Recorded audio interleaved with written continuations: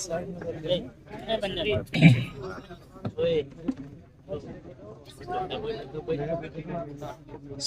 علیکم ورحمۃ اللہ وبرکاتہ۔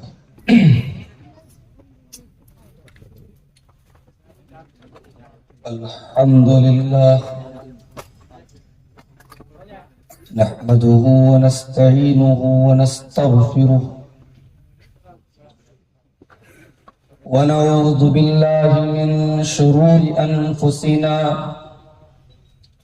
ومن سيئات أعمالنا، من يهده الله فلا مضل له ومن يضلل فلا هادي له، وأشهد أن لا إله إلا الله وحده لا شريك له، وأشهد أن محمدًا عبده ورسوله۔ يا أيها الذين آمنوا اتقوا الله حق تقاته ولا تموتن إلا وأنتم مسلمون۔ يا أيها الناس اتقوا ربكم الذي خلقكم من نفس واحدة وخلق منها زوجها وبث منهما رجالا كثيرا ونساء، واتقوا الله الذي تساءلون به والأرحام إن الله كان عليكم رقيبا۔ يا أيها الذين آمنوا اتقوا الله وقولوا قولا سديدا يصلح لكم أعمالكم ويغفر لكم ذنوبكم، ومن يطع الله ورسوله فقد فاز فوزا عظيما۔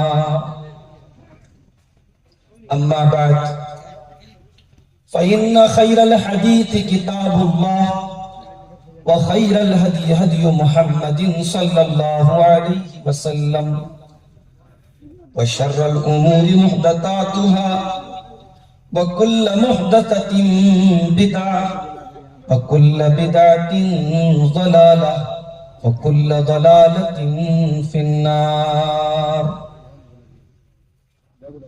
أعوذ بالله من الشيطان الرجيم، بسم الله الرحمن الرحيم۔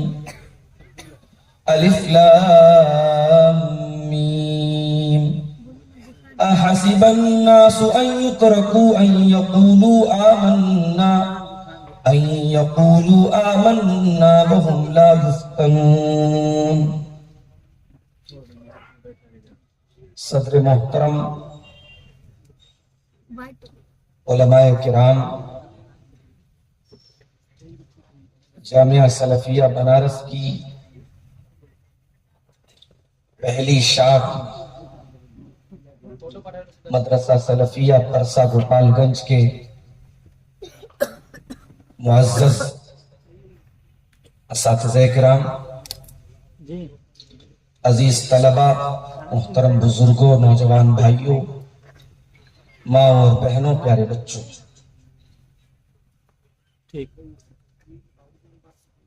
وقت بہت محدود ہے کیونکہ مجھے تقریر کے فوراً بعد نکلنا ہے، پٹنہ جانا ہے، وہاں سے ٹرین ہے میری 3 بجے کی، صبح کلاس کا بھی معاملہ ہے۔ موضوع ملا ہے عصر حاضر کے فتنے اور ان سے بچاؤ کے طریقے۔ فتنہ کس کو بولتے ہیں؟ عربی زبان میں فتنے کا جو لفظ ہے، امام الجرجانی کہتے ہیں کہ فتنہ اصل میں پروسیس کا نام ہے۔ جب سونے کو آگ پہ تپایا جاتا ہے تاکہ خالص سونا سامنے آ جائے اور سونے کا میل کچیل دور ہو جائے، تو اس پروسیس کو عربی میں فتن بولتے ہیں، اسی سے فتنہ بنا ہے۔ گویا فتنہ ایک ایسی چیز کو کہتے ہیں جس کے ذریعے کھرے اور کھوٹے کی تمیز ہوتی ہے، کون پکا مومن ہے، کون کمزور مومن ہے، کون منافق ہے، کس کا ایمان مضبوط ہے، کس کا ایمان کمزور ہے، کون مصیبتوں کے سامنے ٹھہر سکتا ہے، کون مصیبتوں کے سامنے ڈھیر ہو سکتا ہے، یہ ساری چیزیں فتنے کے ذریعے کلیئر ہو جاتی ہیں۔ قرآن حکیم کی جو آیت میں نے آپ کے سامنے پڑھی ہے، سورۃ العنکبوت کی ابتدائی آیت، اس میں اللہ تعالیٰ نے اسی بات کا ذکر کیا۔ الف لام میم احسب الناس ان يتركوا ان يقولوا آمنا وهم لا يفتنون۔ اے لوگوں، کیا تم نے یہ سمجھ رکھا ہے کہ تم جب یہ کہتے ہو کہ ہم اللہ کے اوپر ایمان لائے تو تم کو یوں ہی چھوڑ دیا جائے گا، تمہیں آزمایا نہیں جائے گا، تمہیں فتنوں میں نہیں ڈالا جائے گا؟ اگر تم ایسا سوچتے ہو تو غلط سوچتے ہو۔ وَلَقَدْ فَتَنَّا الَّذِينَ مِن قَبْلِهِمْ فَلَيَعْلَمَنَّ اللَّهُ الَّذِينَ صَدَقُوا وَلَيَعْلَمَنَّ الْكَاذِبِينَ۔ اللہ کا طریقہ رہا ہے، تم سے پہلے کی امتوں کو بھی اللہ تعالیٰ نے فتنوں میں ڈالا، آزمائشوں میں ڈالا، تاکہ اللہ تعالیٰ کلیئر کر دے کون سچا ہے، کون جھوٹا ہے، کون مومن ہے، کون کافر ہے، کون کھرا ہے، کون کھوٹا ہے۔ اور موجودہ جو دور ہے میرے بھائیوں، اگر ہم یہ کہیں کہ یہ فتنوں کا دور ہے تو غلط نہیں ہوگا۔ قیامت جیسے جیسے قریب آئے گی یہ فتنے بڑھتے چلے جائیں گے، اور اس کی پیشن گوئی کی ہے جناب محمد رسول اللہ صلی اللہ علیہ وسلم نے۔ بخاری شریف کی وہ حدیث آپ اٹھائیے، اللہ کے پیارے رسول مدینہ کی ایک پہاڑی پر چڑھے، اسامہ بن زید حدیث کے راوی ہیں، اللہ کے پیارے نبی نے مدینہ کی طرف دیکھا، آپ نے فرمایا کہ میں دیکھ رہا ہوں انی اری الفتن تقع مواقع القطر خلال بیوتکم۔ اے میرے صحابہ، میں دیکھ رہا ہوں اس طریقے سے بارش کے قطرے تمہارے گھروں میں داخل ہوتے ہیں، فتنے، مختلف قسم کے فتنے تمہارے گھروں میں داخل ہوتے ہیں۔ بارش جب بہت تیز ہوتی ہے نا تو دروازے بند کر لو، کھڑکیاں بند کر لو، پھر بھی پانی تھوڑا بہت اندر آ ہی جاتا ہے، کچھ نہیں تو بوچھار آ جاتی ہے۔ اللہ کے پیارے نبی کی مثال پر غور کرو کہ فتنے اتنے اس قدر زیادہ ہو جائیں گے، تمہارے گھروں میں بارش کے قطروں کی طرح فتنے تمہارے گھروں میں داخل ہو جائیں گے، ان سے بچنا مشکل ہو جائے گا، ان سے اپنے دامن کو بچانا مشکل ہو جائے گا۔ اور ترمذی کی صحیح حدیث میں اللہ کے پیارے نبی کا یہ فرمان بھی موجود ہے، لم یبق من الدنیا الا بلاء وفتنہ، ایک زمانہ ایسا بھی آئے گا جب دنیا میں صرف آزمائشیں بچیں گی اور فتنہ بچیں گی۔ صحیح مسلم کی ایک روایت میں اللہ کے پیارے نبی فرماتے ہیں، بادروا بالاعمال فتنا، اے میری امت کے لوگوں، عمل میں جلدی کرو، عمل میں دیر نہ کرو، نیکی میں دیر نہ کرو، اس سے پہلے کہ فتنوں کا دور آ جائے، اور اس قدر فتنے آ جائیں کقطع اللیل المظلم، جیسے اندھیری رات میں آسمان میں صرف اندھیرے ہی اندھیرے نظر آتے ہیں، صرف فتنے ہی فتنے نظر آئے۔ یصبح الرجل مومنا ویمسی کافرا وَيُمْسِي مُؤْمِنًا وَيُصْبِحُ كَافِرًا، اس قدر فتنوں کا دور آ جائے گا کہ ایک انسان صبح کو مومن ہوگا اور شام ہوتے ہوتے کافر ہو جائے گا، شام کو مومن ہوگا اور صبح ہوتے ہوتے کافر ہو جائے گا۔ ایمان کی ویلیڈیٹی 12 گھنٹے کی بھی نہ ہوگی۔ یبیع دینہ بعرض من الدنیا، انسان اپنے دین کو بیچ ڈالے گا دنیا کے چند ٹکوں کے بدلے، دنیا کی تھوڑی سی دولت کے بدلے۔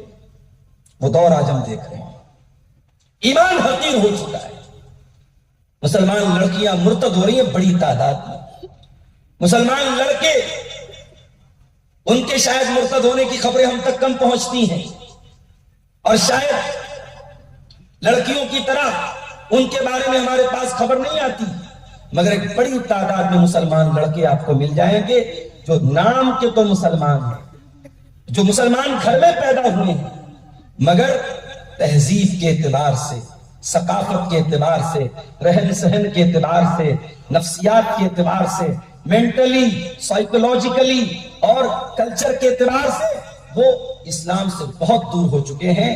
ان کو ایمان اور اسلام سے کوئی تعلق اور کوئی واسطہ نہیں.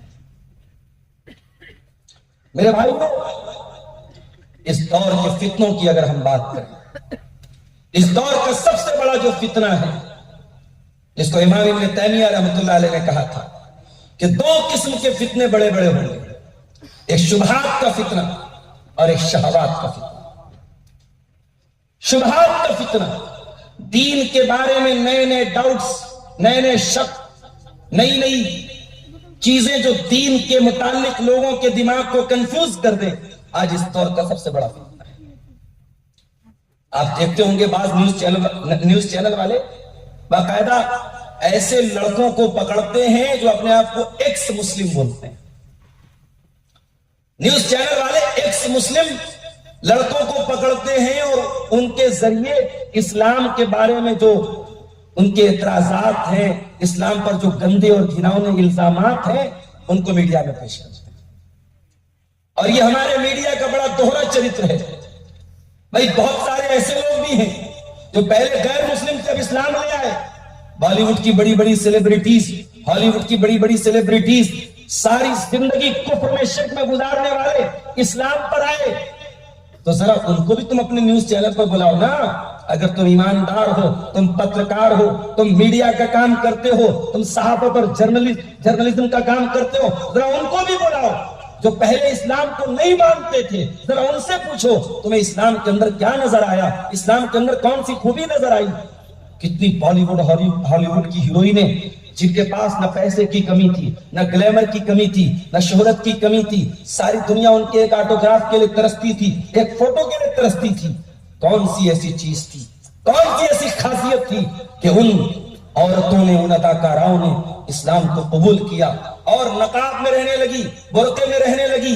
آج میڈیا جو کہ اسلام کی دشمنی کا فریضہ نبھانا ہے، تو میڈیا ایسے لوگوں کو پکڑتا ہے جو اسلام کے اوپر الزام لگاتے ہیں تاکہ سیدھے سادے لوگوں کے دماغ میں اسلام کے بارے میں وسوسہ بھرا جا سکے، اسلام کے بارے میں ڈاؤٹ بھرا جا سکے. اس دور کا یہ بہت بڑا فتنہ ہے میرے بھائی. اللہ کے پیارے نبی فرماتے ہیں، بخاری کی روایت ہے، لَن يَزَالَ النَّاسَ يَتَسَاءَلُونَ، لوگ بہت زیادہ سوالات کرتے رہیں گے، حتیٰ یقولون، یہاں تک کہ سوال کرتے کرتے اس سوال کے اوپر پہنچیں گے، اللہ خالق کل شیء، اللہ تعالیٰ نے ہر چیز کو پیدا کیا. فمن خلق اللہ، تو اللہ کو کس نے پیدا کیا؟ اللہ پر سوال اٹھائیں کہ ساری چیزوں کو اللہ نے پیدا کیا، اللہ کہاں سے آیا، اللہ کو کس نے بنایا؟ یہ سوال جب پیدا ہو، اعوذ باللہ من الشیطان الرجیم، یہ شیطان مردود ہے جو آپ کے دل و دماغ میں اس طریقے کے سوالات پیدا کرتے. بہت سارے ہمارے بھائی عذاب قبر کا انکار کرتے ہیں. کیا بولتے ہیں؟ کہتے ہیں صاحب قرآن میں عذاب قبر کا ذکر نہیں ہے. قرآن میں ہے کہ قیامت کے دن لوگ اٹھیں گے اور کہیں گے من بعثنا من مرقدنا، ہمارے بستر سے کس نے اٹھایا. اس کا مطلب کہ جب مردے کو دفن کیا، اب ڈائریکٹ وہ قیامت کے دن اٹھے گا، بیچ میں کوئی قبر وغیرہ کا کوئی مرحلہ نہیں ہوتا. یہ ڈاؤٹ بہت سارے لوگ پیدا کرتے ہیں. وہ یہ بھول جاتے ہیں کہ شریعت صرف قرآن کا نام نہیں ہے، شریعت قرآن اور سنت دونوں کا نام ہے. میرے پیارے نبی صلی اللہ علیہ وسلم نے عذاب قبر کے بارے میں نہ صرف بتایا ہے، نہ صرف ڈرایا ہے، بلکہ اپنی ہر نماز میں اللہم انی اعوذ بک من فتنۃ المسیح الدجال واعوذ بک من فتنۃ القبر، اللہ کے پیارے نبی عذاب قبر کے فتنے سے پناہ طلب کرتے تھے اللہ تعالیٰ کی. آج اس طریقے کے ڈاؤٹس پیدا ہو رہے ہیں. یاد رکھو میرے بھائیوں، یہ جو شبہات کا فتنہ ہوتا ہے، یہ شہوات کے فتنے سے زیادہ خطرناک ہوتا ہے. ایک انسان شراب پی رہا ہے، ایک انسان زنا کر رہا ہے، ایک انسان حرام کی روزی کما رہا ہے، اس کے توبہ کرنے کے چانسز ہیں، اس کے معافی مانگنے کے چانسز ہیں، اس کے سدھرنے کے امکانات ہیں. مگر جب شبہات کا فتنہ پیدا ہو جائے، انسان کے توبہ کرنے کے چانسز بہت کم ہوتے ہیں. کیوں؟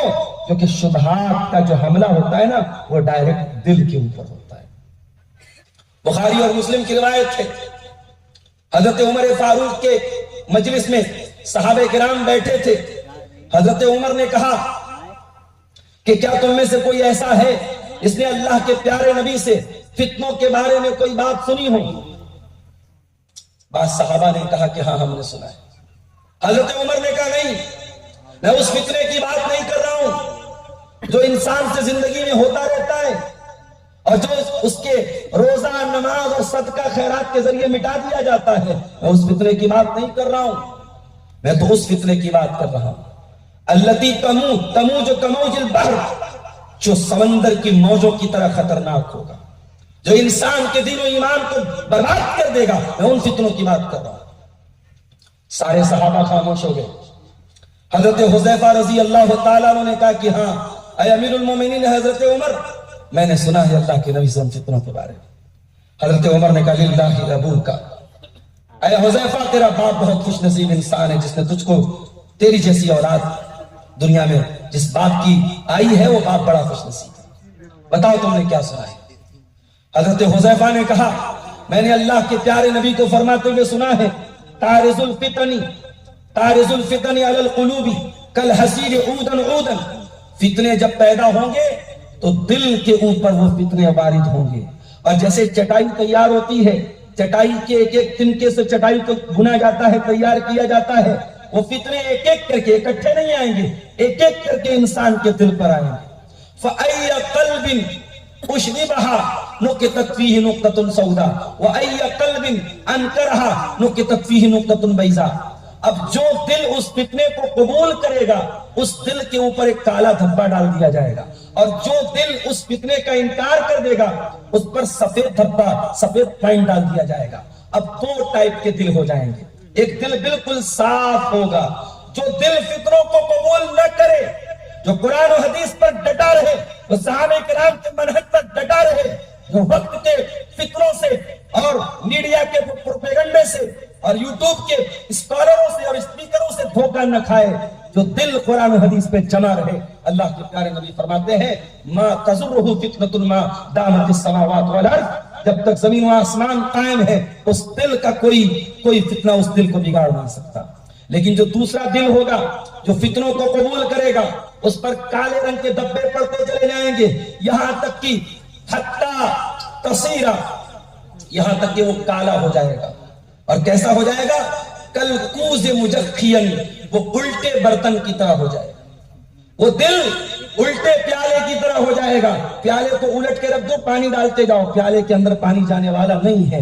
جب دل میں فتنوں کی آگ بھر جائے گی، جب دل فتنوں سے لبریز ہو جائے گا، اس پر نہ قرآن کی آیتیں اثر کرے گی، نہ نبی کی حدیثیں اثر کریں گی، نہ علماء کی تقریر اور بیانات اثر کریں گے. کلکوز مجخین، وہ الٹے برتن کی طرح ہو جائے گا. لا یعرف معروفا ولا ینکر منکرا، وہ کسی بھلائی کو بھلائی نہ جانے گا، کسی برائی کو برائی نہ جانے گا. دعا کرو میرے بھائی، اللہ ہم سب کے دلوں کی حفاظت فرمائے. یہ شبہات کا فتنہ بڑا خطرناک ہے. ہم نے ایسے بھی لوگوں کو دیکھا ہے زندگی کے ایک حصے تک قرآن و حدیث پر چلتے رہے، توحید و سنت پر چلتے رہے، علماء سے جڑے رہے، لیکن جب فتنوں کا شکار ہوئے، شبہات کے فتنے کا شکار ہوئے، آج علماء کو گالی دے رہے ہیں، آج دین کی بیسک چیزوں پر سوال اٹھا رہے ہیں، صحابہ کرام کو گالی دے رہے ہیں، قرآن و حدیث پر سوال اٹھا رہے ہیں.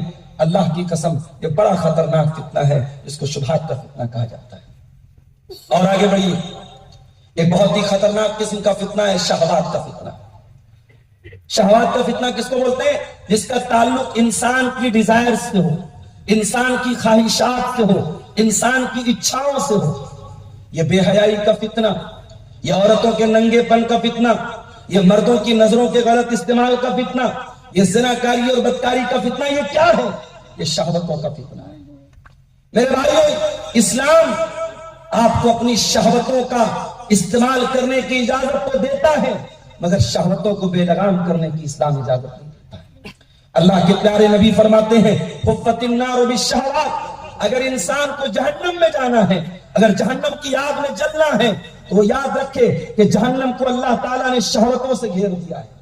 اگر انسان شہوتوں کے راستے پر چلے گا، خواہشات کے راستے پر چلے گا تو جہنم میں جائے گا. وحفت الجنت بالمکارہ، اور جنت کو اللہ تعالیٰ نے ناپسندیدہ چیزوں سے گھیر دیا ہے. بہت سارے مقامات زندگی میں آئیں گے جہاں اپنی خواہشات پر کنٹرول کرنا پڑے گا, اپنے من میں پیدا ہونے والی اچھاؤں کو مارنا پڑے گا, اپنی ڈیزائرز کو ختم کرنا پڑے گا, تب جنت آپ کو ملے گی.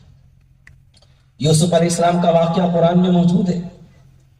کمرہ بند ہے, دروازے بند ہیں, جوان عورت ہے, خوبصورت عورت ہے, یوسف بھی جوان ہے, اور عورت بلا رہی ہے, گناہ کی دعوت دے رہی ہے. میرے عزیزوں, میرے نوجوان ساتھیوں, آج ہمارا بہت نوجوانوں کا ایک بڑا طبقہ گناہ کے موقع تلاش کرتا ہے, بدکاری کے موقع تلاش کرتا ہے. یہاں یوسف علیہ السلام کو گناہ کا موقع مل رہا ہے, گناہ چل کر کے ان کے پاس آ رہا ہے, عورت بلا رہی ہے اور کہہ رہی حی تلک, آ جاؤ میرے پاس, اے یوسف میری باہوں میں آ جاؤ. قال معاذ اللہ, حضرت یوسف کہتے ہیں اللہ کی پناہ چاہتا ہوں. قال معاذ اللہ انہو ربی احسن مثوایا انہو لا یفلح الظالمون. اے عزیز مصر کی بیوی, میں اتنا غلط کام تیرے ساتھ نہیں کر سکتا. تیرے شوہر نے مجھے اس گھر میں ٹھکانہ دیا ہے, یہ نمک حرامی, یہ حرام خوری, یہ ناشکرا پر میں نہیں کر سکتا, یہ ظلم میں نہیں کر سکتا. میرے عزیزوں, شہوتوں کے فتنے سے اپنے آپ کو بچا کر. بڑا افسوس ہوتا ہے جب مسلمان برقع نشین لڑکی ریلوے اسٹیشنوں پر اپنے محبوب کی باہوں میں باہیں ڈال کے نظر آتی ہے. بڑا افسوس ہوتا ہے جب کسی کافر اور مشرک کے ساتھ برقع نشین لڑکی جو گھر سے برقع اور نقاب میں نکلی تھی, اپنی ماں کی آنکھوں میں دھول جھونک کر, اپنے باپ کو دھوکہ دے کر گھر سے نقاب میں نکلی تھی, اور باہر وہ بدکاری اور زناکاری کی لعنت میں مبتلا نظر آتی ہے اور کسی کافر اور مشرک کی باہوں میں نظر آتی ہے. یہ منظر دیکھ کر بڑا افسوس ہوتا ہے. میرے عزیزوں, آج ہماری نوجوان نسل کے اندر اگر کسی چیز کی کمی ہے تو حیا کی کمی ہے. اللہ کے پیارے نبی نے فرمایا الحیاء والایمان قرنا جمیعا, حیا اور ایمان دونوں لازم اور ملزوم ہیں, دونوں ایک سکے کے دو پہلو ہیں. اگر حیا نکل جائے تو ایمان نکل جاتا ہے, اور ایمان نکل جائے تو حیا نکل جاتی ہے. آج حیا نکل رہی ہے, اور جتنی تیزی سے ہماری نئی جنریشن بے حیا ہوگی, میری بات لکھ کے رکھ لو, جتنی تیزی سے بے حیا ہوگی اتنی تیزی سے بے ایمان ہوگی. حیا اور ایمان کا بڑا گہرا رشتہ ہے. اور آگے بڑھیے, ایک اور فتنہ ہے اس دور کا, سوشل میڈیا کا فتنہ. سوشل میڈیا کا فتنہ. ایک زمانہ تھا بدکاری اور زناکاری کے راستے محدود تھے. پورے گاؤں میں, پورے علاقے میں کسی لڑکے اور لڑکی کے بارے میں پتہ لگ جائے کہ اس کے کیریکٹر میں, اس کے کردار میں کوئی خرابی ہے, پورا سماج کہتا تھا کہ یہ غلط لڑکا ہے, یہ غلط لڑکی ہے. سوشل میڈیا نے آج وہ حالات پیدا کر دیے کہ آج باعفت کون ہے, پاک دامن کون ہے, پاک کردار والا کون ہے, یہ پہچاننا بڑا مشکل ہے. پیارے نبی صلی اللہ علیہ وسلم نے فرمایا جب عورت اور مرد تنہائی میں ملتے ہیں, لا یخلون رجل بامرأۃ, جب ایک مرد کسی عورت کے ساتھ اکیلے میں ملتا ہے, چاہے وہ مرد اپنے دور کا سب سے بڑا متقی انسان ہو اور وہ عورت اپنے دور کی سب سے بڑی عالمہ ہو, جب مرد و عورت اکیلے میں ملتے ہیں الا وثالثہما الشیطان, تو تیسرا وہاں شیطان ہوتا ہے. تیسرا وہاں شیطان ہوتا ہے. میرے بھائیوں, میری بہنوں, واٹس ایپ پر بھی تیسرا شیطان بیٹھا ہے, انسٹاگرام پر بھی تیسرا شیطان بیٹھا ہے, فیس بک کے میسنجر پر بھی تیسرا شیطان بیٹھا ہے. یہ آن لائن ایک دوسرے سے گفتگو کرنے کے جو بہانے تلاش کیے جاتے ہیں, اور السلام علیکم سے بات شروع ہوتی ہے, دعا سلام سے بات شروع ہوتی ہے, اور بات ختم ہوتی ہے زناکاری اور بدکاری پر. یاد رکھو یہ ایسے ہی ختم نہیں ہوتی ہے, شیطان لگا ہوتا ہے. اس لیے اپنے بھائیوں سے بھی کہنا چاہوں گا, اپنی بہنوں سے بھی کہنا چاہوں گا, سوشل میڈیا کا استعمال کرو مگر بہت سوچ سمجھ کر کے کرو. تمہاری انگلیوں نے کیا ٹچ کیا ہے, تمہاری آنکھوں نے کیا کیا دیکھا ہے, اور تم نے کیا کیا اپنے کانوں سے سنا ہے, سب کا حساب لیا جائے گا. حتی اذا ما جاؤوها شہید علیہم سمعہم وابصارہم وجلودہم بما کانوا یعملون. قیامت کے دن تمہاری چمڑی گواہی دے گی, تمہاری آنکھیں گواہی دیں گی, تمہارے کان گواہی دیں گے. وقالوا لجلودهم لما شهدتم علينا قالوا انطقنا الله الذي انطق كل شيء. انسان کہے گا اپنی چمڑی سے کہ تو کیسے بول رہی ہے, تو کیسے بات کر رہی ہے. انسان کی چمڑی کہے گی اللہ نے آج ہمارے اندر ریکارڈنگ سسٹم رکھا تھا اور آج ہمیں اللہ نے بولنے کی طاقت دی ہے. انسان کی چمڑی بولے گی.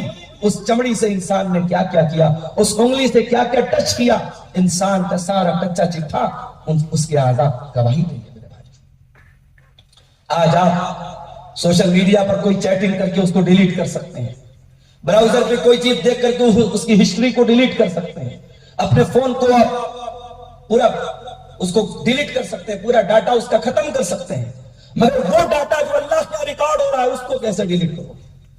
وَكُلَّ إِنسَانٍ أَلْزَمْنَاهُ طَائِرَهُ فِي عُنُقِهِ وَنُخْرِجُ لَهُ يَوْمَ الْقِيَامَةِ كِتَابًا يَلْقَاهُ مَنشُورًا. ہر انسان کا نام اعمال قیامت کے دن ہم اس کی گردن میں ڈالیں گے اور ہم کہیں گے اقرا کتابک کفا بنفسک اليوم علیک حسیبا. اے انسان, اب تو پڑھ اپنا نام اعمال, تو پڑھ اپنی کتاب, تیرا حساب ہم بعد میں لیں گے, پہلے تو خود اپنا حساب لے لے تیرے ساتھ کیا ہونا چاہیے. میرے نوجوان بھائی اور بہنوں, یہ سوشل میڈیا پہ لائک پانے کے چکر میں, یہ ابھی کل بہار میں ایک جگہ میرا پروگرام تھا, اس گاؤں کے لوگوں نے بتایا کہ بہت سارے نوجوانوں نے کامیڈی چینل بنا کے رکھے, یوٹیوب پر کامیڈی چینل, اس میں لڑکا لڑکی کی ایکٹنگ کر رہا ہے, لڑکی کی بولی نکال رہا ہے, ساڑی پہن رہا ہے. یہ نوجوان پیسہ کمانے کے لیے یہ سب کر رہا ہے. یاد رکھو میرے بھائیوں, یہ دنیا کے چند لائک پانے کے لیے اور دنیا کی تھوڑی سی دنیا والوں کی محبت پانے کے لیے اللہ کو ناراض مت کرو میرے بھائی. قیامت کے دن ہمارے سارے اکاؤنٹس اوپن ہو جائیں گے. ہم نے کتنی فرضی آئی ڈی بنائی تھی, کتنے یوٹیوب پر ہمارے چینلز تھے, کتنی ہماری face book per I D تھی, سب اوپن ہو جائے گی. وجوہ یومئذ باسرہ, قیامت کے دن کچھ چہرے ایسے بھی ہوں گے جو بالکل خوش ہوں گے اور ان کے ساتھ اللہ تعالیٰ کا بڑا برا معاملہ کیا جائے گا. ہم دنیا میں اپنے خوبصورت چہروں کو فلٹر کر کے شاید فیس بک اور انسٹاگرام پر سجا لیں, لیکن قیامت کے دن آخرت میں میرے عزیزوں اگر ہمارے اعمال صحیح نہیں ہوں گے تو اللہ کہہ رہا ہے کہ وہ چہرے بدصورت ہو جائیں گے. اللہ ہم سب کی حفاظت فرمائے. اور آگے بڑھیے, اس دور کے فتنوں میں ایک بہت بڑا فتنہ علماء سے دوری کا فتنہ ہے. اور میرا تجربہ بتاتا ہے, میرا مشاہدہ بتاتا ہے کہ دین کا کام کرنے کے نام پہ وہ لوگ جو پراپر چینل سے نہیں آتے, بڑے غور سے سنیے گا میری یہ بات, دین حاصل کرنا ہے پراپر چینل سے آؤ. یہ مدرسے کیوں بنے ہیں, کبھی آپ نے غور کیا؟ کتاب پڑھ کے اگر عالم بن سکتے تھے, قرآن و حدیث کو ڈائریکٹ پڑھ کر کے عالم بن سکتے تھے, تو کیا بے وقوف ہے مدرسہ سلفیہ پرسا کے اساتذہ جو دن رات محنت کر کے بچوں کو پڑھا رہے ہیں؟ کیا جامعہ سلفیہ کی کوئی ضرورت نہیں تھی؟ کیا جامعہ سنابل کی کوئی ضرورت نہیں تھی؟ کیا جامعہ محمدیہ منصورہ مالیگاؤں کی کوئی ضرورت نہیں تھی؟ کیا جامعہ احمدیہ سلفیہ دربھنگہ یا ابن تیمیہ چمپارن کی کوئی ضرورت نہیں تھی؟ یہ ادارے کیوں بنے, یہ مدرسے کیوں بنے؟ کیونکہ دین کو حاصل کرنے کا یہ پراپر چینل ہے. یہ دین کو حاصل کرنے کا پراپر طریقہ ہے کہ دین کو آتھینٹک علماء سے سیکھا جائے, دین کی بنیادوں کو سیکھا جائے, دین کے اصولوں کو سیکھا جائے, عربی زبان کو سیکھا جائے. اب میرا تجربہ سن لو کہ جو اس پراپر چینل سے نہیں آئے اور دین کے کام میں وہ لگے, ان کی گفتگو کا لب لباب کیا ہے؟ علماء کام نہیں کر رہے, میں کر رہا ہوں. یہ جتنے انجینئر الانے فلانے ٹھکانے یہ سب کیا ہے, ان کی گفتگو کا ماحصل کیا ہے کہ صاحب علماء کچھ نہیں کر رہے, ہم کر رہے ہیں. تو دین سے دور کرنے کی پہلی سیڑھی ہے کہ آپ کو علماء سے دور کیا جائے گا. جب آپ کو یہ سکھایا جائے گا کہ علماء تو دین چھپا رہے ہیں, دین تو میں بتا رہا ہوں. یہ علی مرزا کیا بولتا ہے, یہ انجینئر علی مرزا کیا بولتا ہے کہ بھائی میں وہ بات بتا رہا ہوں جو علماء نے نہیں بتائی. ایسی کون سی بات ہے بھائی؟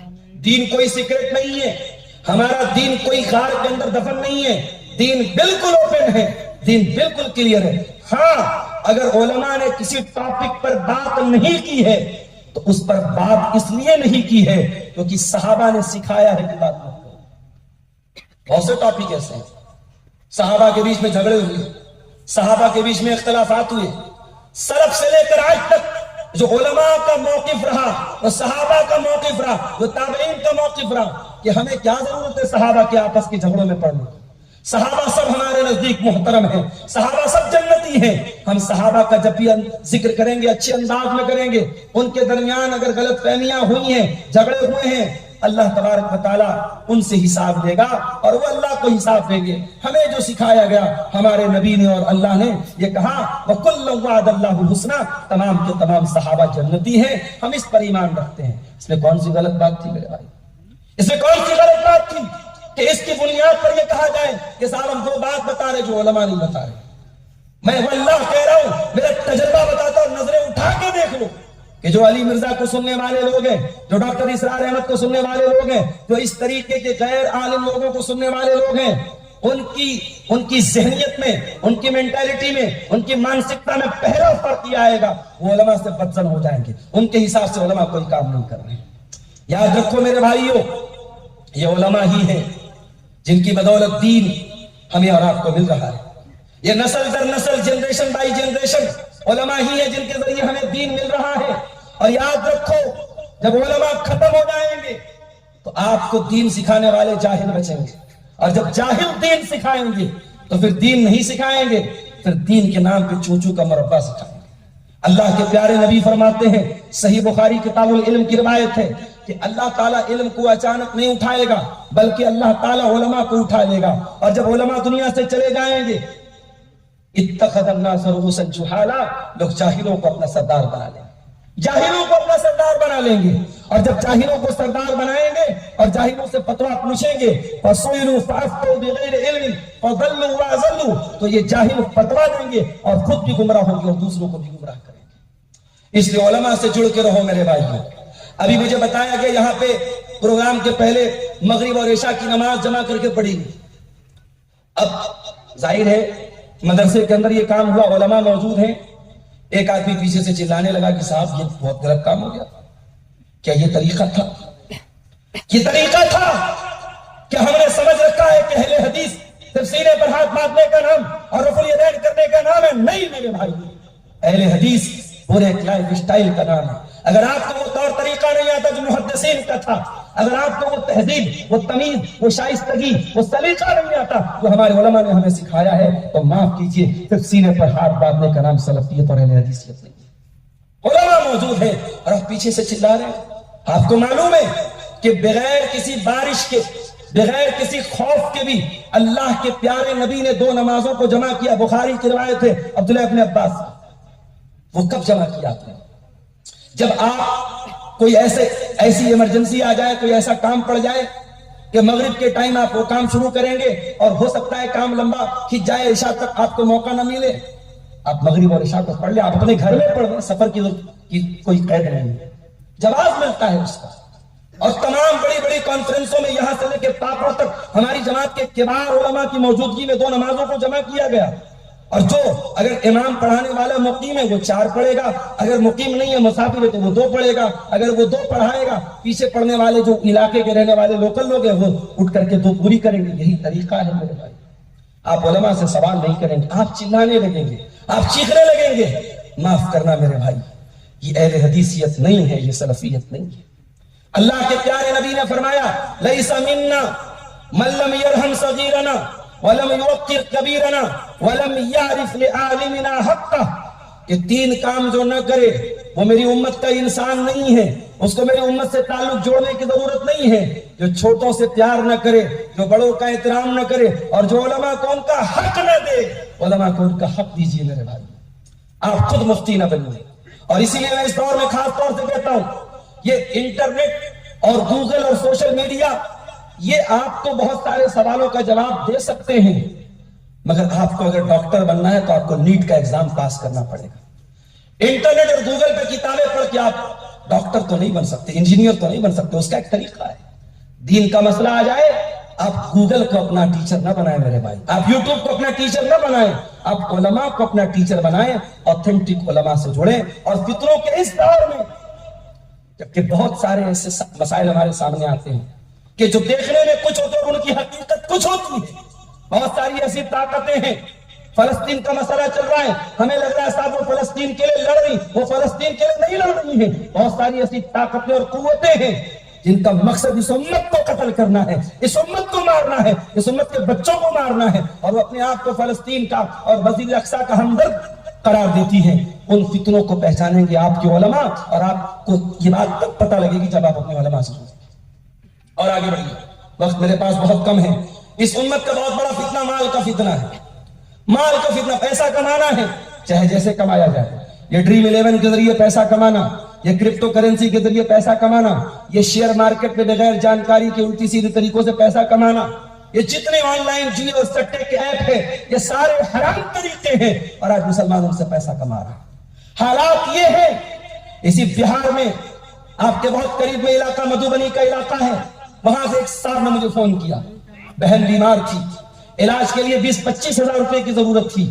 ان کے گاؤں کے مسلمان پیسے والے نے کہا میں پیسہ دوں گا، مگر اگر 25 ہزار دوں گا مجھ کو 30 چاہیے۔ کھلا مسلمان سود کھا رہا ہے، اپنے قریب مسلمان بھائی کی مجبوری کا فائدہ اٹھا رہا ہے۔ کیا یہ اسلام ہے؟ کیا یہ دین ہے؟ کیا یہ میرے نبی کی تعلیم ہے؟ وہ سود اور بیاج جس کے بارے میں اللہ کے نبی نے فرمایا کہ سود کے 70 سے زیادہ درجے اور دروازے ہیں، ایسرھا، جس میں سب سے ہلکا درجہ یہ ہے این کی الرجل امہ، کہ انسان اپنی سگی ماں کے ساتھ زنا کرے۔ وہ سود اور بیاج جس کے بارے میں میرا رب قرآن میں کہتا ہے فَإِن لَمْ تَفْعَلُوا فَأَذَنُوا بِحَرْبٍ مِّنَ اللَّهِ وَرَسُولِهِ، اگر تم سود اور بیاج کا لین دین بند نہیں کرتے تو آؤ میدان میں، اللہ سے جنگ کرو، رسول سے جنگ کرو۔ یہ سود کھانے والا اللہ سے دشمنی کر رہا ہے، یہ سود بیاج کھانے والا رسول سے جنگ کر رہا ہے کسی کی اوقات، ہے کسی کے مجال، وہ اللہ سے جنگ کرے، رسول سے جنگ کرے۔ آج مسلمان سود کھا رہا ہے، مسلمان نوجوان پیسہ کمانے کے پیچھے اندھا دھند بھاگ رہا ہے۔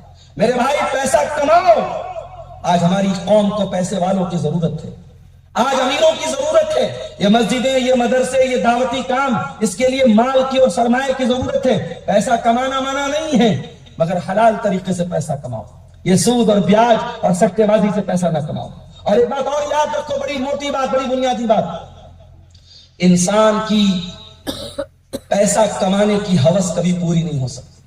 اللہ کے نبی فرماتے ہیں اگر ابن آدم کو سونے کے 2 پہاڑ مل جائے لبتغا ثالثا، تو تیسرا بھی چاہیے اس کو، جب تک قبر کی مٹی میں نہیں چلا جائے گا اور چاہیے اور چاہیے اور چاہیے، یہ اور کی طلب کبھی پوری ہونے والی نہیں ہے۔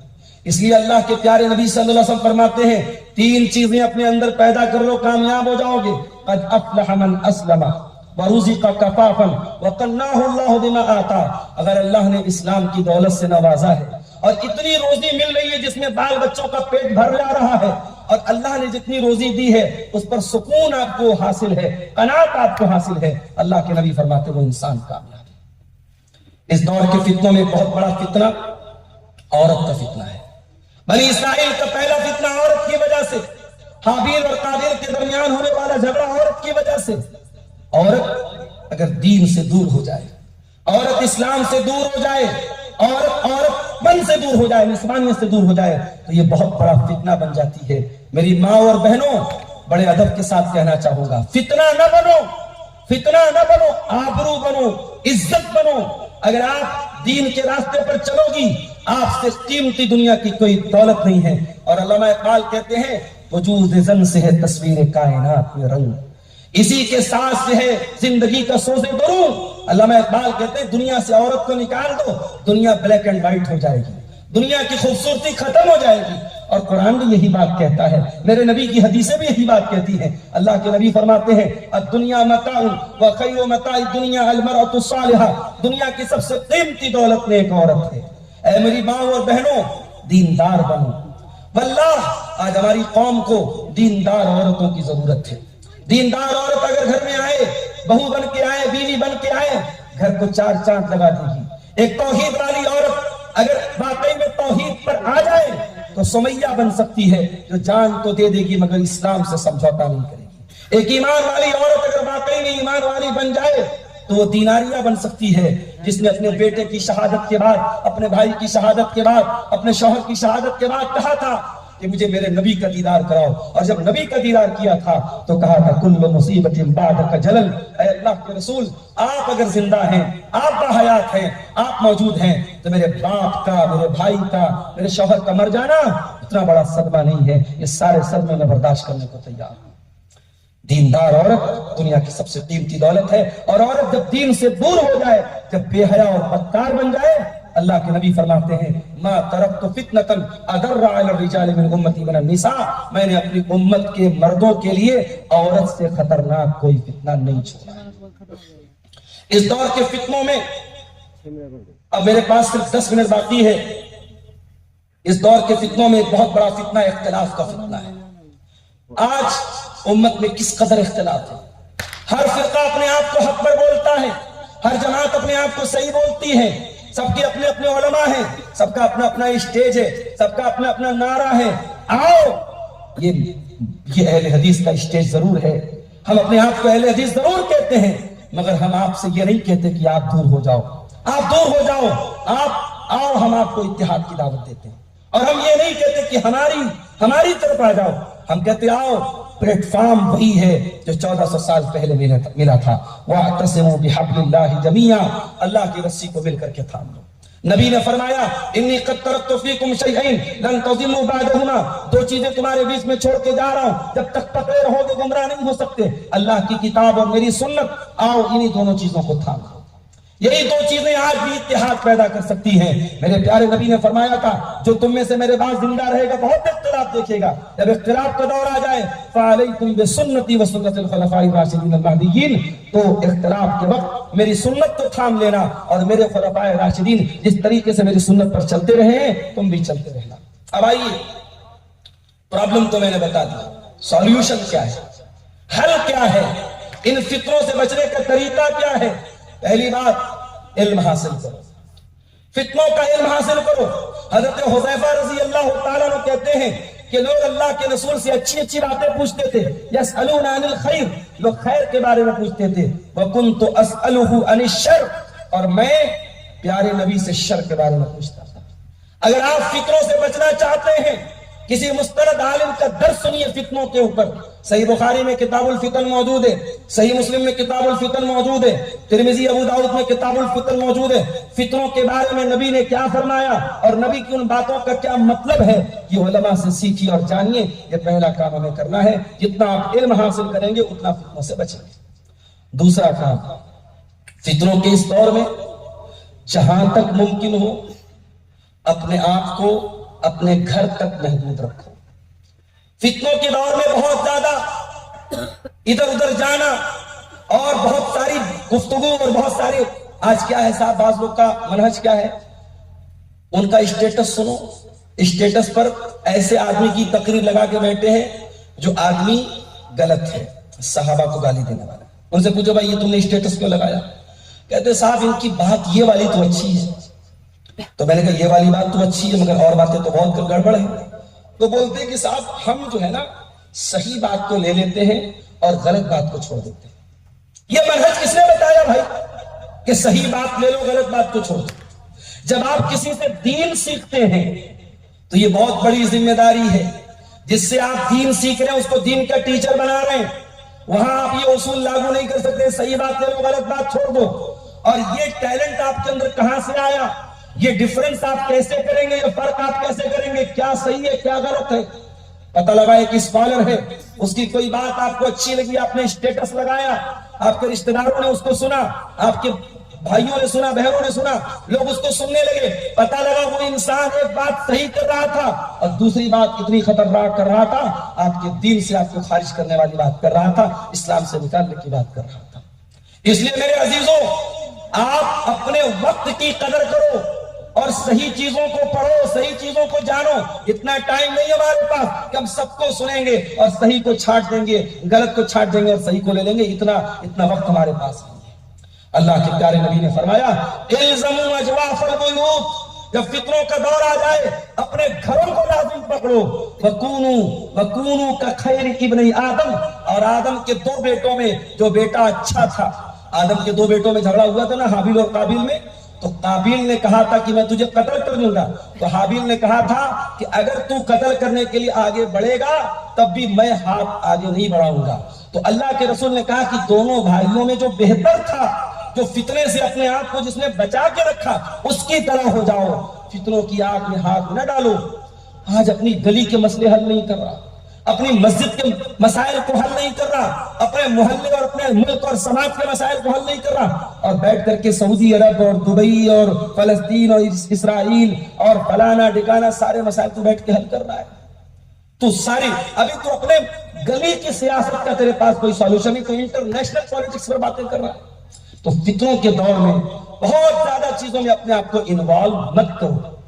اور تیسرا کام یہ کرنا ہے فتنوں کے اس دور میں میرے عزیزوں میرے بھائیوں کہ آپ کو اپنے آپ کو جس قدر ممکن ہو تقوی اور پرہیزگاری کے ساتھ پرہیزگاری اور تقوی کو لازم پکڑنا ہے. یہ تقوی کا راستہ کسی دور میں اس کی اہمیت بڑھتی ہے. جس دور میں ہر طرف بے حیائی ہو رہی ہے اس دور میں باحیا بن کے دکھانا یہ تقوی ہے. جس دور میں ہر طرف حرام کمائی کے لیے نوجوان بھاگے ہوئے ہیں اس دور میں حلال کمائی پر اکتفا کر لینا یہی تقوی ہے. اور جب آپ تقوی کا راستہ اپنائیں گے ان تتقوا اللہ یجعل لکم فرقانا، اللہ قرآن میں کہتا ہے جب تم تقوی کے راستے پر چلو گے تو ہم تم کو صحیح اور غلط کے بیچ میں فرق کرنے کی صلاحیت دیں گے، ہم تم کو فرقان عطا فرمائیں گے. فتنوں کے اس دور میں ہماری ایک ذمہ داری اور ہے، اور وہ ذمہ داری کیا ہے؟ مسلمانوں کی اجتماعیت کے ساتھ رہو، مسلمانوں کی یونٹی کے ساتھ رہو. مگر یہ بات یاد رکھو یونٹی کے ساتھ رہنے کا مطلب یہ نہیں جدھر بھیڑ جا رہی ادھر چلے جاؤ. اگر بھیڑ کسی غلط کام کی طرف جا رہی تو بھیڑ کی طرف چلے جاؤ، نہیں. حدیث کا مطلب یہ ہے کہ جس راستے پر امت کے علماء ہیں، امت کے صحیح منہج کے لوگ ہیں، قرآن و حدیث پر چلنے والے لوگ ہیں، اگرچہ وہ آٹے میں نمک کے برابر ہو اس موقف پر قائم رہو، اس منہج کو لازم پکڑو. بھیڑ کی چال نہ چلو، بھیڑ کو دیکھ کر کے آگے نہ بڑھو. اختلاف کے وقت اجتماعیت کو لازم پکڑو. اور میرے عزیزوں آخری بات کہہ کے بات ختم کرتا ہوں. فتنوں کے اس دور میں دل پر توجہ دو. یہ دل آج کہیں نہ کہیں سخت ہو رہا ہے. ہم نے کورونا کا دور دیکھا، ہم نے بڑی بڑی بیماریاں دیکھی، لیکن دل کی سختی میں کوئی کمی نہیں آ رہی ہے. روزانہ اپنے ہاتھوں سے کتنے مردوں کو دفناتے ہیں، کتنے قبرستان پہ جنازے دیکھتے ہیں، مگر دل کی سختی میں کوئی کمی نہیں آتی. ہمارے دل تو اتنے کٹھور ہو گئے کہ قرآن کی وہ آیت ہمیں یاد آتی ہے ثم قست قلوبکم من بعد ذلک، کہ تمہارے دل تو پتھروں سے بھی زیادہ کٹھور ہو گئے، پتھروں سے بھی زیادہ سخت ہو گئے. جنازہ دیکھ کے ہمارے نبی کی آنکھوں میں آنسو آ جاتے تھے، قبرستان دیکھ کر عثمان غنی رونے لگتے تھے. اور آج امت کا حال یہ ہے قبرستان پہ بیٹھ کے لوگ شراب پیتے ہیں، قبرستان پہ بیٹھ کے لوگ جوا کھیلتے ہیں. دل بڑے کٹھور ہو گئے ہیں. میرے بھائیو اس دل کی حفاظت کرو. ابراہیم خلیل اللہ کی دعا کو یاد کرو. ابراہیم خلیل اللہ کی سے دعا کرتے ہیں کہ وَلَا تُخْزِنِي يَوْمَ يُبْعَثُونَ يَوْمَ لَا يَنفَعُ مَالٌ وَلَا بَنُونَ إِلَّا مَنْ أَتَى اللَّهَ بِقَلْبٍ سَلِيمٍ. اے اللہ مجھے قیامت کے دن تو رسوا نہ کرنا جس دن نہ مال کام آئے گا نہ اولاد کام آئے گی. قیامت کے دن وہی کامیاب ہوگا جو قلب سلیم لے کر کے آئے گا، جو صاف ستھرا دل لے کر کے آئے گا. اپنے چہرے پر محنت کرنے والوں، اپنی میک اپ پر محنت کرنے والی میری بہنوں، دل پر محنت کرو، دل کو پاک کرو، دل کو حسد سے پاک کرو، دل کو حرص سے پاک کرو، دل کو مال کی محبت سے پاک کرو، دل میں اللہ کی محبت پیدا کرو، دل میں رسول کی محبت پیدا کرو، دل میں ایمان کی محبت پیدا کرو. اور اللہ سے دعا کرتے رہو یا مقلب القلوب ثبت قلبی علی دینک، یا مصرف القلوب صرف قلبی علی طاعتک. اے دلوں کے پھیرنے والے، اے دلوں کے پلٹنے والے، میرے دل کو اپنے دین پہ جما کے رکھ، میرے دل کو اپنی اطاعت کے کاموں پہ جما کے رکھ. اور قرآن میں ایک دعا اللہ نے سکھائی ربنا لا تزغ قلوبنا بعد اذ هديتنا وهب لنا من لدنك رحمة انك انت الوهاب. پروردگار ہمیں ہدایت دینے کے بعد ہمارے دل کو کجی نہ ملے. آج واللہ اس مجمع میں آپ بیٹھے ہیں، میں فخر کے ساتھ یہ بات کہہ سکتا ہوں دنیا میں کروڑوں انسان ہیں، ان کروڑوں انسانوں میں اللہ تعالیٰ نے بہت بڑی نعمت سے ہمیں نوازا کہ ہمیں مسلمان بنایا. ہم کفر اور شرک کے مذہب پہ نہیں، ہم توحید کے مذہب پر ہیں، ہم اسلام کے ماننے والے ہیں. اللہ نے اس نعمت کے لیے ہمیں چن لیا. اور پھر اسلام کے ماننے والوں میں بھی اللہ تعالیٰ نے ہمیں غلط مناہج سے اور اسی طریقے سے قبر پرستی کے منہج سے اور اولیاء پرستی کے منہج سے، اکابر پرستی کے منہج سے اللہ نے بچا کر ہمیں کتاب و سنت کے منہج پہ چلنے کی توفیق دی ہے. میرے بھائیو اس منہج کی قدر کرو، اس عقیدے کی قدر کرو، اس انتصاب کی قدر کرو، اور مرتے دم تک دعا کرو کہ اللہ نے اگر اس منہج پہ چلنے کی توفیق دی ہے تو اللہ تعالیٰ اسی پر قائم رکھے. اور اپنی زندگی کا مقصد یہ بنا لو کہ ہمیں دین کے اسی راستے پر چلنا ہے تو راستہ نبی نے اپنے صحابہ کو دیا تھا، اسی منہج پہ ہمیں چلنا ہے. اللہ سے دعا ہے رب العالمین ہم سب کو اس کی توفیق عطا فرمائے. میں مبارکباد دیتا ہوں مدرسہ سلفیہ کے ان ہونہار بچوں کو جن کو آج حفظ قرآن کی سند سے نوازا گیا، اور میں ساتھ میں ان کو یہ وصیت بھی کرتا ہوں کہ قرآن کا حفظ کرنا بہت بڑی سعادت کی بات ہے۔ اور جیسا کہ ابھی ہمارے شیخ ہاشم صاحب نے بھی اپنی گفتگو میں کہا تھا کہ دنیا کی کسی اور کتاب کی مثال نہیں ملتی۔ 5 سال کا بچہ قرآن یاد کر لیتا ہے، یہ اللہ کے کلام کی برکت ہے۔ میں ان اپنے عزیز بچوں سے، طلبہ سے جو قرآن کے حافظ ہو گئے، حافظ صاحب ہو گئے، ان سے کہنا چاہوں گا اس قرآن کے حفظ کی حفاظت کرنا۔ اللہ کے نبی فرماتے قرآن صحن سے ویسے ہی نکلنے کے لیے، بھاگنے کے لیے بے چین رہتا ہے جیسے اونٹ کو کھونٹے میں باندھا جائے اور اونٹ بھاگنے کے لیے بے چین رہتا ہے۔ آپ کو تراویح پڑھانے کا موقع ملے یا نہ ملے، آپ اس قرآن کا دور کرتے رہیے گا۔ بنارس کے ایک حافظ صاحب کو میں جانتا ہوں، وہ اپنی ہر سنت نماز میں کنٹینیو قرآن کا دور کرتے رہتے ہیں۔ وہ تراویح نہیں پڑھاتے، بوڑھے ہو چکے ہیں، 70-75 سال ان کی عمر ہو گئی۔ وہ جب سنتیں پڑھتے، نوافل پڑھتے، اس میں ہر رکعت میں قرآن کو کنٹینیو دور کرتے رہتے ہیں، اور یہی وجہ ہے کہ آج بھی الحمدللہ ان کا حفظ قرآن باقی۔ قرآن کو حفظ کر لینا بہت بڑی سعادت کی بات ہے، لیکن اگر کوئی قرآن کا حافظ بنا اور بعد میں قرآن کو بھلا دیا، یہ اس سے بڑی بد نصیبی کی بات ہے۔ اس لیے اپنے بچوں سے کہنا چاہوں گا، اور میں اس ادارے کے حق میں بھی دعا کرتا ہوں، اللہ تعالیٰ مزید ترقی عطا فرمائے۔ بڑی خوشی ہوتی ہے، جامعہ سلفیہ بنارس میں ہمارا بھی جانا ہوتا ہے، ہم بھی جس مدرسے میں پڑھاتے وہ بھی جامعہ کی شاخ ہے۔ یہاں کے جو پرنسپل صاحب ہے شیخ الرحمان صاحب، ان سے جامعہ میں ملاقات کی ہوئی تھی، تبادلہ خیال ہوتا ہے۔ اللہ تعالیٰ مزید اس ادارے کو ترقی عطا فرمائے، یہاں کے بچوں کو دین کا سچا خادم بنائے، ہم سب کو کہنے سننے سے زیادہ عمل کی توفیق عطا فرمائے، آمین۔ وآخر دعوانا ان الحمدللہ رب العالمین، والسلام علیکم ورحمۃ اللہ وبرکاتہ۔